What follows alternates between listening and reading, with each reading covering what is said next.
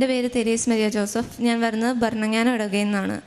ഞങ്ങൾ ആദ്യമായിട്ട് മാതാവിനെ പറ്റി അറിഞ്ഞത് അമ്മയുടെ ഫ്രണ്ട്സൊക്കെ പറഞ്ഞ് ആൻറ്റിയൊക്കെ പറഞ്ഞിട്ട് അങ്ങനെയായിരുന്നു കൃപാസന മാതാവിനെ പറ്റി അറിഞ്ഞത്. പത്രം കിട്ടിയിട്ടുണ്ടായിരുന്നു.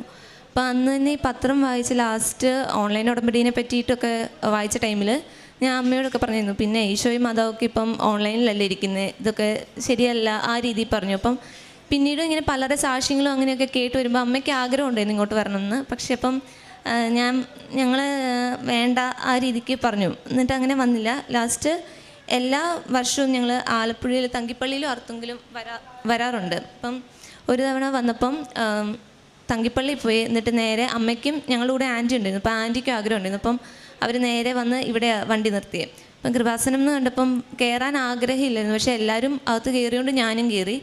അമ്മയും ആൻറ്റിമാരും എല്ലാവരും വന്ന് ഇവിടെ മുട്ട കുത്തി പ്രാർത്ഥിച്ചു. അപ്പം എനിക്ക് ഇവിടെ വന്ന് ആദ്യം ദിവ്യാരണീശോയെ കണ്ടപ്പോഴത്തേനും കുറച്ച് ആശ്വാസമായി, കുഴപ്പമില്ലെന്നൊക്കെ തോന്നി.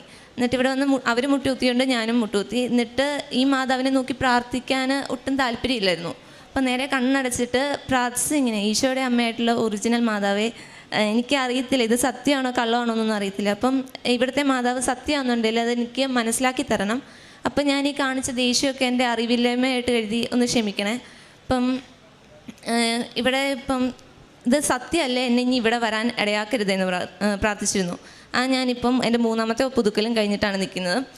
ഞാൻ ഇത് കഴിഞ്ഞ് എൻ്റെ വീട്ടിലെ ചേട്ടായി ആദ്യം ഉടമ്പടി എടുത്തു. പിന്നെ അമ്മ ഉടമ്പടി എടുത്തു കഴിഞ്ഞപ്പം ഇങ്ങനെ സാക്ഷ്യങ്ങളൊക്കെ എപ്പോഴും കേൾക്കുന്നതിനും പയ്യെ പയ്യെ വിശ്വാസമായി തുടങ്ങി.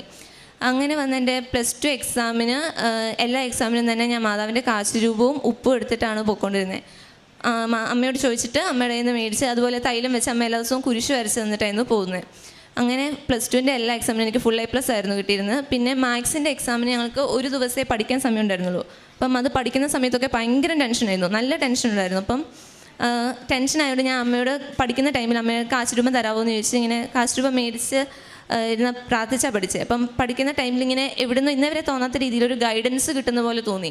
ലൈക്ക് ഞാൻ ക്വസ്റ്റ്യൻ പേപ്പേഴ്സ് ചെയ്തായിരുന്നു പഠിച്ചുകൊണ്ടിരുന്നത്. അപ്പം എന്നോട് ഇങ്ങനെ 2015 കഴിഞ്ഞുള്ള ക്വസ്റ്റ്യൻ പേപ്പർ നീ ചെയ്താൽ മതി, അതിലൊരു ചാപ്റ്ററിൻ്റെ തീർന്നു കഴിയുമ്പോൾ ഇനി ഇന്ന ചാപ്റ്റർ നോക്കിയിട്ട് വന്നാൽ മതി, അങ്ങനെയൊക്കെ ഒരു ഗൈഡൻസ് കിട്ടുന്ന പോലെ തോന്നി. ഞാൻ അങ്ങനെയായിരുന്നു പഠിച്ചിരുന്നത്. പിന്നെ ഒരു 4 ചാപ്റ്ററോളം എങ്കിലും ഒഴിവാക്കിയിട്ടായിരുന്നു പഠിച്ചത്. അത് ആ 4 ചാപ്റ്റർ ഞാൻ തൊട്ടേ നോക്കാതെയാണ് എക്സാമിന് പോയത്. എക്സാമിന് പോയി കഴിഞ്ഞും ആദ്യം കാണുന്ന എല്ലാ കാര്യങ്ങളും എനിക്ക് ഭയങ്കര പോസിറ്റീവായിട്ടാണ് തോന്നിയത്. എൻ്റെ അടുത്തിരുന്നൊരു ഹിന്ദുക്കുട്ടിയായിരുന്നു, അവളും കൊന്ത ഇങ്ങനെ ഇറുക്കി പിടിച്ചിട്ടാണ് പരീക്ഷ എഴുതുന്നത്. അതുപോലെ ഞങ്ങൾക്ക് ക്വസ്റ്റ്യൻ പേപ്പർ തരുന്ന മിസ്സിൻ്റെ കയ്യിൽ പുള്ളിക്കാരി ഇങ്ങനെ കൊന്ത ഇറുക്കി പിടിച്ച് കൊന്ത എല്ലിക്കൊണ്ടിരുന്നാണ് ഞങ്ങൾക്ക് തരുന്നത്. അപ്പോൾ ഇതൊക്കെ കണ്ടപ്പം എന്തോ ഭയങ്കര പോസിറ്റിവിറ്റി തോന്നി. പിന്നെ എനിക്ക് മാത്സ് ഒക്കെ ചെയ്യുമ്പോൾ നോർമലി വേറെ സൗണ്ടൊന്നും വന്നാൽ ചെയ്യാൻ പറ്റത്തില്ല. അതുപോലെ ഒരു 100 വെട്ടും കുത്തും ഇല്ലാതെ ഞാൻ ചെയ്യത്തില്ല. ഇതിപ്പം എനിക്ക് ആരോണ്ടോ നീ ഈശോയെ സ്തുതിക്കാൻ പറഞ്ഞ് തോന്നി. അപ്പോൾ ഞാൻ ഇങ്ങനെ സ്തുതിച്ചുകൊണ്ടിരുന്നാണ് ഫുള്ള് ചെയ്യുന്നത്. അതും ഫസ്റ്റിലെ മുതൽ ഇങ്ങനെ പേന വെച്ചു നല്ല നീറ്റായിട്ട്. ഇന്നേ വരെ ഞാൻ അത്രയും നീറ്റായിട്ട് ഒരു എക്സാം പ്രസൻറ്റ് ചെയ്തിട്ടില്ല. അത്രയും നീറ്റായിട്ട് ഇങ്ങനെ ഓട്ടോമാറ്റിക്കലി ആൻസർ വരുന്ന പോലെ തോന്നി. ഫുള്ള് ചെയ്തു. ഇനി റിസൾട്ട് വന്നപ്പോഴും ആദ്യം അതും കറക്റ്റ് ടൈമിനുള്ളിൽ എക്സാം എഴുതി കഴിയാനും പറ്റി.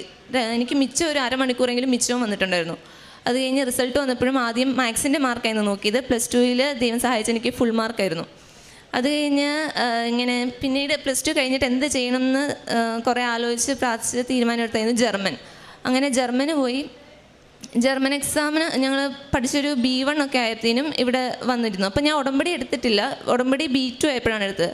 B1ൽ ഇങ്ങനെ വന്നിട്ട് ഇവിടെ പ്രാർത്ഥിച്ച സമയത്ത് ഈ മാതാവിനെ നോക്കി അപ്പോഴേക്കും മാതാവിനെ നന്നായിട്ട് ഇഷ്ടമാണ്. അപ്പം മാതാവിനോട് പറഞ്ഞു, അമ്മേ എനിക്ക് ആ ടൈമിൽ എൻ്റെ ഫ്രണ്ട്സ് എല്ലാവരും ഡൽഹി അങ്ങനെയൊക്കെ സീറ്റ് നോക്കുന്നു അങ്ങനെയൊക്കെ പറയുന്നു. കേരളത്തിൽ സീറ്റ് കിട്ടത്തില്ല, കിട്ടാൻ ഭയങ്കര പാടാണ്, അല്ലെങ്കിൽ ഏജൻറ്റിനെ വെച്ചൊക്കെ ആണെങ്കിൽ നല്ല പൈസയാവും, അങ്ങനെയൊക്കെ പറയുന്ന ടൈമാണ്. അപ്പം എന്ത് ചെയ്യണമെന്ന് അറിയത്തില്ല, സീറ്റ് കിട്ടുന്നത് ഭയങ്കര ബുദ്ധിമുട്ടായിട്ടുള്ളൊരു സമയമാണ്. അപ്പം ഞാൻ മാതാവിനോട് പറഞ്ഞു, അമ്മേ എനിക്ക് എല്ലാ എക്സാമും കേരളത്തിൽ തന്നെ എഴുതി പാസ്സാവണം, 1 രൂപ പോലും ഏജൻറ്റ് ഫീ ആയിട്ട് ആർക്കും കൊടുക്കാതെ എനിക്ക് സീറ്റ് കിട്ടണം. അതെങ്ങനെ കിട്ടുമെന്ന് എനിക്കറിയത്തില്ല, പക്ഷേ എനിക്ക് അങ്ങനെ സീറ്റ് വേണം. പിന്നെ കോഡ് പഠിക്കാതെ വേണം പാസ്സാവാൻ. അതുപോലെ 2024 തന്നെ പാസ്സാവണം.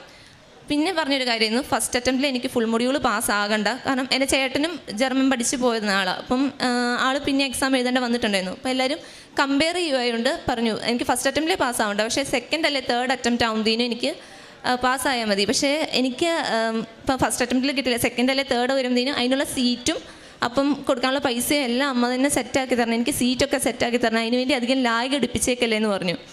അതുപോലെ B2 കഴിഞ്ഞ് ഞാൻ ഉടമ്പടി എടുത്തു.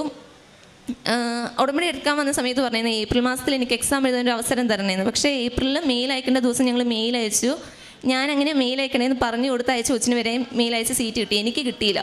അപ്പം ലാസ്റ്റ് ഉറപ്പായി സീറ്റ് കിട്ടത്തില്ല, ഏപ്രിൽ മാസത്തെ ആ ആഗ്രഹം നടക്കത്തില്ലെന്ന് ഉറപ്പായപ്പം ഞാൻ അമ്മയോട് പറഞ്ഞു, എൻ്റെ അമ്മയോട് പറഞ്ഞു പറ്റത്തില്ല, സീറ്റ് കിട്ടത്തില്ല. അപ്പം എൻ്റെ ഒരു ആഗ്രഹം സാധിച്ച് കിട്ടിയില്ലല്ലോ, ഞാൻ മാതാവിനോട് ഉടമ്പടി എടുത്തു കഴിഞ്ഞ് പറഞ്ഞ സംഭവം, എന്നിട്ട് അത് നടക്കത്തില്ലല്ലോ എന്ന് പറഞ്ഞു.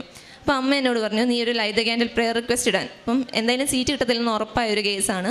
പിന്നെ ലൈറ്റ് ദ ക്യാൻഡിൽ പ്രെയർ ഇടാൻ പറഞ്ഞപ്പോൾ ആദ്യം മനസ്സിൽ വന്നത് ഉടമ്പടി നിൽക്കുന്നൊരു കൊച്ച് പിന്നെ എന്തിനാണ് ലൈറ്റ് ദ ക്യാൻഡിൽ പ്രെയർ ഇടുന്നതെന്നായിരുന്നു.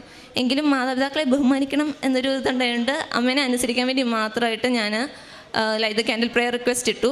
ആ ഇട്ടതിൻ്റെ അന്ന് വൈകുന്നേരം ഞങ്ങളുടെ ഇൻസ്റ്റിറ്റ്യൂട്ടിൽ നിന്ന് അല്ലാതെ സീറ്റ് കിട്ടിയെന്ന് പറഞ്ഞൊരു ഇൻഫർമേഷൻ അറിഞ്ഞ് അങ്ങനെ എനിക്ക് ഏപ്രിൽ മാസത്തിൽ തന്നെ എക്സാം എഴുതാൻ ഒരു അവസരം കിട്ടി.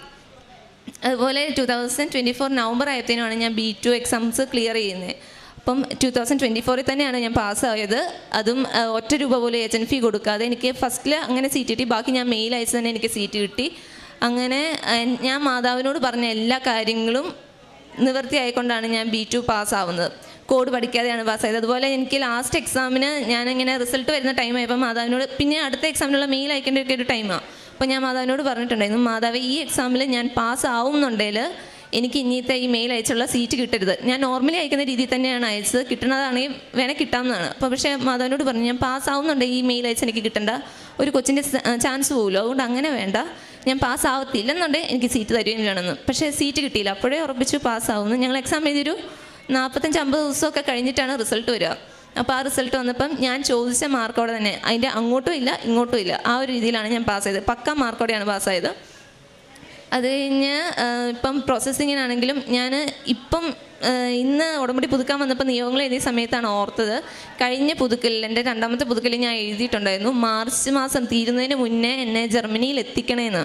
പക്ഷേ അപ്പം പ്രോസസ്സിങ് ഒന്നും സ്റ്റാർട്ടാക്കിയിട്ടില്ല. ആ ടൈമിൽ എൻ്റെ റിസൾട്ടും വന്നിട്ടില്ല. ഞാൻ 3 മൊഡ്യൂളായിട്ട് നിൽക്കുന്ന സമയമായിരുന്നു. പക്ഷേ ഇപ്പം ഒരു 3.5 മാസത്തിനുള്ളിൽ എൻ്റെ ഫുൾ പ്രോസസ്സിങ്, അന്ന് നവംബർ മാസത്തിൽ വേഗം പ്രോസസ്സിങ് സ്റ്റാർട്ടാക്കാൻ പറ്റി. അങ്ങനെ ഒരു 3.5 മാസത്തിനുള്ളിൽ ഞാൻ ജർമ്മനി പോവാണ്. മാർച്ച് 6-ാം തീയതി എനിക്ക് ടിക്കറ്റ് വന്നേക്കുന്നത്. അങ്ങനെ ഞാൻ ജർമ്മനി പോവാണ്. ഞാൻ ചോദിച്ചത് മാർച്ച് അവസാനത്തിനുള്ളിൽ എന്നെ ജർമ്മനിയിൽ എത്തിക്കണേന്നായിരുന്നു. ഇതിപ്പോൾ മാർച്ച് 6-ാം തീയതി ഞാൻ പോവാണ്. ഇത്ര അനുഗ്രഹങ്ങളെന്ന് അമ്മയ്ക്കും തിരുക്കുമാരനും വരായിരുന്നു നന്ദി. എൻ്റെ ജീവിതത്തിൽ വന്ന മാറ്റങ്ങൾ എന്ന് പറഞ്ഞാൽ മറ്റേത് കാരുണ്യപ്രവൃത്തിയൊക്കെ ചെയ്യണമെന്ന് ആഗ്രഹമുണ്ടായിരുന്നു. പക്ഷേ അതിന് വേണ്ടിയിട്ട് എഫേർട്ട് ഇടുകയോ അങ്ങനെയൊന്നും ചെയ്യത്തില്ലായിരുന്നു. ഇതിപ്പം ഉടമ്പടി എടുത്തപ്പം അങ്ങനെ ചെയ്യാൻ പറ്റി. കാരുണ്യപ്രവൃത്തിയായിട്ട് ഞാൻ ചെയ്തത് ഒരു വൃദ്ധസദനത്തിൽ ഫുഡൊക്കെ കൊടുക്കുമായിരുന്നു. പിന്നെ പത്രങ്ങൾ ഉടമ്പടിയിലിരുന്ന് എല്ലാ മാസവും തന്നെ മേടിച്ച് വിതരണം ചെയ്യും. എനിക്ക് പത്രം കൊടുക്കുന്ന ഭയങ്കര മടിയായിട്ടുള്ളൊരു കാര്യമായിരുന്നു. എനിക്ക് നാണക്കേട് പോലെയായിരുന്നു. ആദ്യമൊക്കെ അങ്ങനെയായിരുന്നു. അത് കഴിഞ്ഞിട്ട് ഇപ്പം എല്ലാ മാസവും ഇവിടെ വന്നില്ലെങ്കിൽ പത്രം കിട്ടത്തില്ലല്ലോ എന്ന് ഓർത്ത് വരാൻ ചെറിയ താല്പര്യക്കുറവ് പോലെയൊക്കെ ഉണ്ടായിരുന്നു. പക്ഷേ എങ്ങനെയെങ്കിലുമൊക്കെ എനിക്ക് ആ ഒരു മാസത്തെ പത്രം എൻ്റെ കയ്യിൽ കിട്ടും. അന്ന് എല്ലാ മാസവും അങ്ങനെ കൊടുക്കേണ്ട വന്ന് കൊടുത്തു. അമ്മയ്ക്കും തിരുക്കുമാരനും 1000 നന്ദി.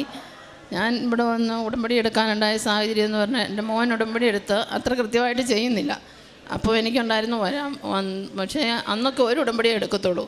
അപ്പോൾ ഇനി എന്നാ ചെയ്യുന്നതെന്ന് പറഞ്ഞിരുമ്പോൾ എൻ്റെ കൂടെ വന്നൊരു ചേച്ചി പറഞ്ഞു, ആൺപിള്ളേരൊന്നും ഉടമ്പടി എടുത്താൽ അത്ര കൃത്യമായിട്ട് ചെയ്യുകയില്ല, എന്നോട് പോയി എടുക്കാൻ പറഞ്ഞു. അങ്ങനെ ഞാൻ അവിടെ നിൽക്കുമ്പം ലൈനിൽ ഇങ്ങനെ ഒരു ഇത് വന്ന് നിന്ന് നേരത്താണ്. അപ്പോൾ ഒരു ചേട്ടന് അങ്ങോട്ട് തള്ളി ഉടമ്പടി എടുക്കാൻ വന്നതാണ്, അങ്ങോട്ട് ചെല്ലാൻ പറഞ്ഞ് എന്നെ അങ്ങ് തള്ളി വിട്ടു. ഞാൻ അങ്ങനെ ആ ലൈനൊക്കെ ഇരുന്ന് അങ്ങനെയാണ് ഞാൻ ഉടമ്പടി എടുത്തത്. ഒരിക്കലും എൻ്റെ കാലിൻ്റെ ലിഗമെൻറ്റ് ഇങ്ങനെ പോയി 1.5 മാസം വീൽ ചെയറിൽ നടന്നു. അപ്പോൾ അതിൻ്റെ തലേ വർഷവും അതേ സമയത്ത് പോയതാണ്. പിറ്റേ വർഷം 3ാമത്തെ വർഷവും അതേ സമയത്ത് എൻ്റെ കാലിൻ്റെ ലിഗമെൻറ്റ് ഇങ്ങനെ പോയി, ഞാൻ തെന്നി ഇങ്ങനെ വീണ ലിഗമെൻറ്റ് പോയി ഇങ്ങനെ കാല് നീര് വെച്ചുകൊണ്ടിരുന്നപ്പം എൻ്റെ ഇളയ മകൻ ഉടമ്പടി എടുത്താൽ വന്ന് വിശ്വാസ പ്രമാണം ചൊല്ലി തൈലം വെച്ച് കുരിശ് വരച്ച് അങ്ങനെ അത് പിറ്റേ ദിവസം എനിക്ക് നടന്ന് പള്ളിയിൽ പോകാൻ എനിക്ക് അനുഗ്രഹം തരണേ മാതാവേ എന്ന് പറഞ്ഞ് ഞാൻ കരഞ്ഞ് പ്രാർത്ഥിച്ചു. അപ്പോൾ അത് അങ്ങനെ തന്നെ സാധിച്ചു കിട്ടി. എനിക്ക് പിറ്റേ ദിവസം രാവിലെ നടന്ന് പള്ളിയിൽ പോകാൻ സാധിച്ചു. പിന്നെ ഞാൻ എല്ലാ ദിവസവും 5:30 തന്നെ ഏറ്റ് പ്രാർത്ഥിക്കും. രാവിലെ വൈകുന്നേരത്തെ പ്രാർത്ഥന ഇച്ചിരി താമസിച്ചായിരിക്കും, കുരിശുവരിയൊക്കെ കഴിഞ്ഞ് വെച്ചിരുന്ന് ചെല്ലും. പിന്നെ കാരുണ്യപ്രവൃത്തി എന്ന് പറയുന്നത് ഞങ്ങളുടെ അവിടെ ഒരു വൃദ്ധസദനമുണ്ട്. ഞങ്ങൾ അവിടെ കൊണ്ടുപോയി ഒന്നെങ്കിൽ സാധനങ്ങൾ വാങ്ങിച്ചു കൊടുക്കും, അതല്ലെങ്കിൽ ആരുടെയെങ്കിലും പിള്ളേരുടെ ശമ്പളം കിട്ടുമ്പോഴോ അല്ലെങ്കിൽ ബർത്ത്ഡേ വരുമ്പോഴൊക്കെ അവിടെ അവർക്ക് ഫുഡ് വാങ്ങിച്ചു കൊടുക്കും. പിന്നെ വഴിയരികിലിരിക്കുന്നവർക്ക് ഫുഡുണ്ടാക്കി അത് കൊണ്ടുപോയി കൊടുക്കും. അങ്ങനെയൊക്കെയാണ് ഞങ്ങളുടെ കാരുണ്യപ്രവൃത്തികൾ. പത്രം എല്ലാ മാസവും വന്ന് വാങ്ങിക്കുമായിരുന്നു. അത് എല്ലാവർക്കും ഇങ്ങനെ പള്ളിയിൽ പോകുമ്പോഴും അല്ലാതെയൊക്കെ ആയിട്ട് കൊടുക്കും.